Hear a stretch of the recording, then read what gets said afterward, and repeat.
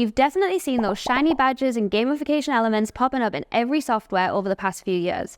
But hold on before you jump on the bandwagon. Let's talk about gamification and when is the right and wrong moment to add it to your software, because you don't want to waste time and money. I'm Sarah, the marketing manager at UserActive, where we've helped dozens of SaaS companies improve their user experience and interface design over the past few years.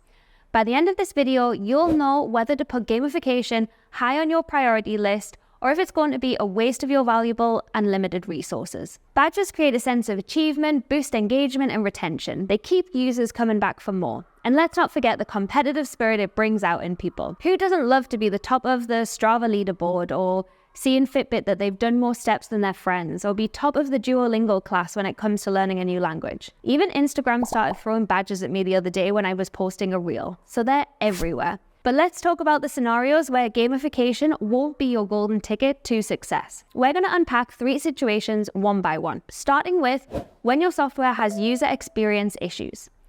If your product has glitches or usability problems, slapping badges on isn't going to fool anyone. If you have user complaints, low engagement, or high churn, gamification isn't for you. Your users aren't stupid, and they will notice that there's underlying issues, no matter how many fun elements and points that you're offering them. If your product feels like a bumpy ride, badges aren't going to make it any smoother. They might even create a false sense of progress, distracting users from their real problem. The second scenario when this is a bad idea is when there is a lack of clear purpose.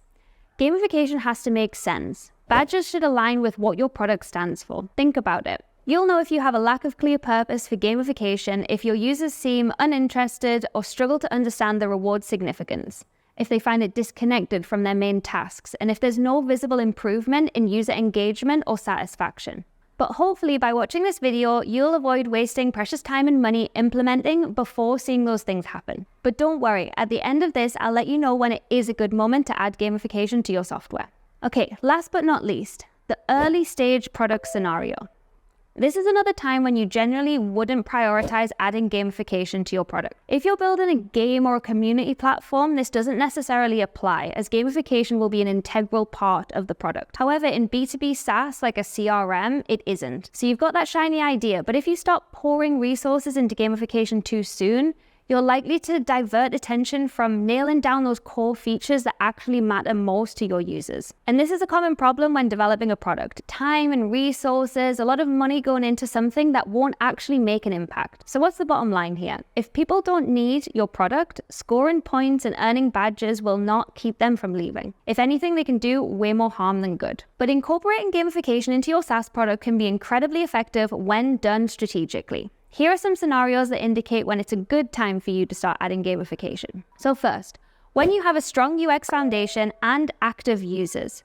If your product already offers a solid user experience, addresses core user needs, then gamification can enhance what's already working well. Gamification should just not be used as a band-aid for these underlying usability issues. The second scenario, when you have defined your user journey stages. If you've mapped out your user journey and identified key stages where user engagement might drop off, gamification can be strategically implemented to keep users motivated and progressing through these stages. And finally, if your key aim is to enhance user community, if you're aiming to build a sense of community and interaction among your users, gamification can facilitate friendly competition, collaboration, discussions, strengthening the community aspect of your product. So it is a great move to add it when you already got good engagement. And the final thing, you need to make sure gamification solves a real problem. It should address real challenges or objectives. For instance, if you're in the education sector, gamification can make learning more enjoyable. If you're in the fitness industry, it can motivate users to stay active. So that's it for gamification. If you have any specific questions, drop them in the comments, and if not, we'll see you next time.